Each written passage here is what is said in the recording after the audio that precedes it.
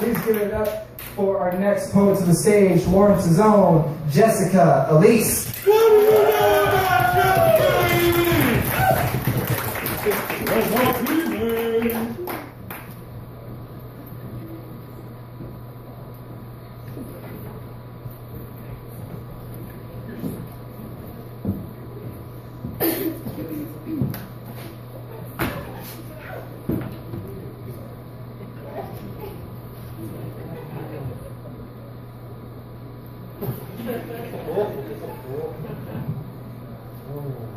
I come from a long line of strong Southern women who never learned how to love one another well enough to stale the fumings of failure.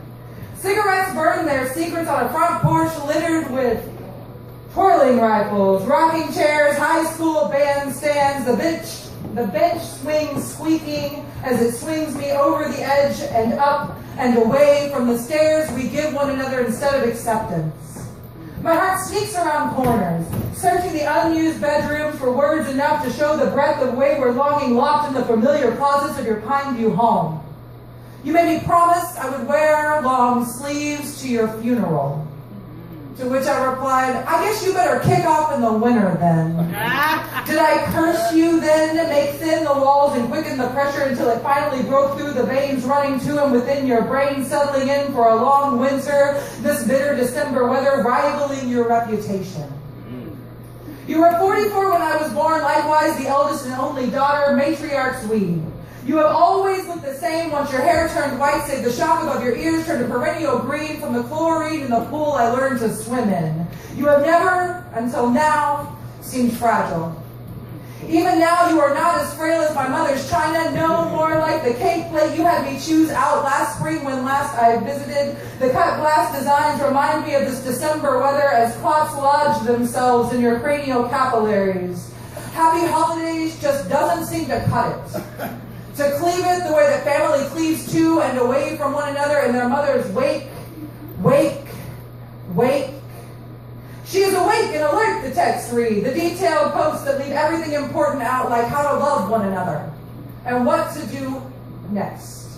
What to do now that on a good day it's only 15 transfers. Bed, to chair, to toilet, to chair, to chair, to chair, to toilet, to chair, to chair, to chair, to toilet, to chair, to toilet, to chair, to bed, until the days flow together like the menstrual cycles of your staff after so many days working together in and out and up and down and 1, 2, 3, lift.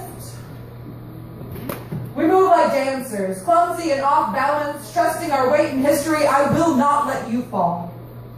I may not make it all the way behind your back teeth before handing you a glass of water, telling you to rinse, knowing you will complete this ritual twice, spitting toothpaste and small chunks of supper into the bedpan held at your chin before grinning as I begin to ask you where to next. It's been a good day. Only 15 transfers. The longest days reach upward of 27, interspersed with a dispersal of human waste. I wash your pants out in the backyard with a hose to keep from vomiting.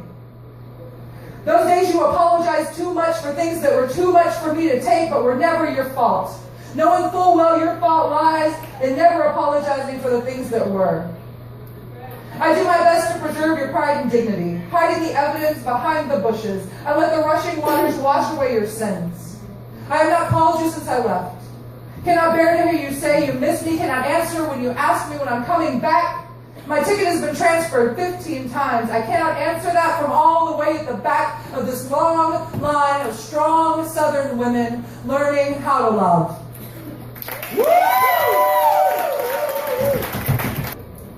Kill your TV.